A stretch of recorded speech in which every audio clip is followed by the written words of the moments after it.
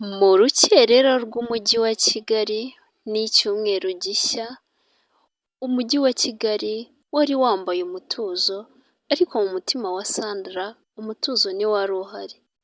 Amagambo yari yumvise ijoro ryahise yakomeje kumuririmbira mu matwi, akamubwira ko akwiye nayo guhabwa ijambo mu mutima we, kandi akamubwira ko agomba kugaragaza ukuri byanga bikunze. Sandra yahisemo kutongera kwicara mu rujijo. Mu mutima we yabwiye ijwi rye rituje ati ukuri ni kwihisha, nubwo byaba bigoye ngomba kubivuga. Muhaye ikaze ku Musanzu Media, njye ndi Secret nk'uko uri kunyumva. Iyi ni inkuru yiswe ijambo ry'ukuri, ni episode ya 3.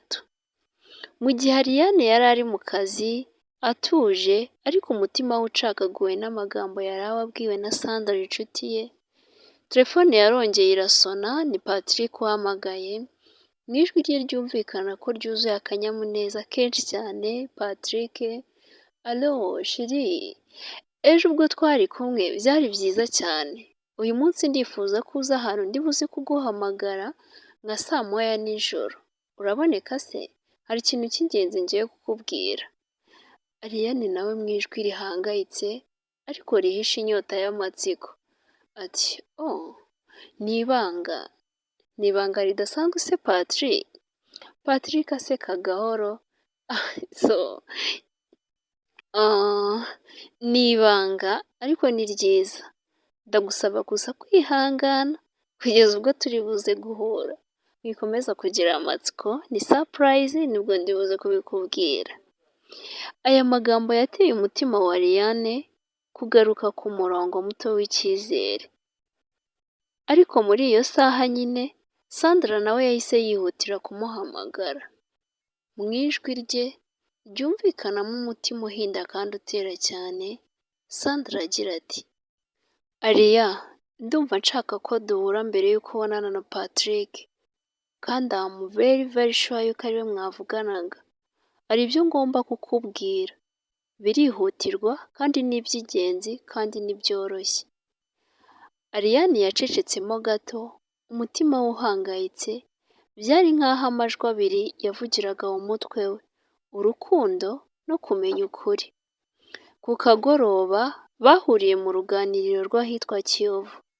Sandra areba Ariane mu maso, ijwi rye ry'ukuri rikomeye ariko ririmo impuhwe. Ariya, nshuti yanjye, ejo naraketse ariko uyu munsi mfite gihamya. Patrick afite undi mukobwa, nabibonye n'amaso yanjye. Njyewe ubwanjye ejo naramukurikiye ndabibonera, kandi narabumvishe bavuga amagambo y'ibanga. Ariane agwa mu gahinda, amaso ye yuzura amarira ariko atifuzaga kameneka, ko yaba yakisuka ku matama ye. Arahumbaguzwa areba mu kirere, mu ijwi rye ryuzuye agahinda: no Sandra, no, Patrick ntabwo yabinkora. Patrick wanjye ntiyabikora, ndamuzi kandi cyane. Ahubwo se no, niba koko yabikora kuki yanumiye ngo ambwire ibintu by'ibanga? Kuki yanumiye ngo abimbwire? Ariya, ufite kunyumva? Ejo njyewe ubwanjye namukurikiye mu ibanga nshaka kumenya ukuri, kandi urabizi ko nta kibi nkwifuriza. Birangoye kubikubwira ariko ndabikubwiye, ufite kunyumva? Nyuma y'ayo magambo Ariane yahisemo kwihutira kujya aho Patrick yamutumiye. Umutima we urwanana intambara hagati y'ukwemera no gutekereza ko ashobora kuba yaribeshye imyaka yose. Iyo saha igeze, Patrick yamwakirije indabo z'umutuku, amasezerano mu maso ye. Yaramusekeye cyane maze amureba mu maso, amufata akaboko. Patrick aramubwira ati: Ariya, ndashaka ko kuva uyu munsi inkuru yacu iba nshyashya, ihinduke inkuru nshya. Ariya, will you marry me? Ese wambera umugore?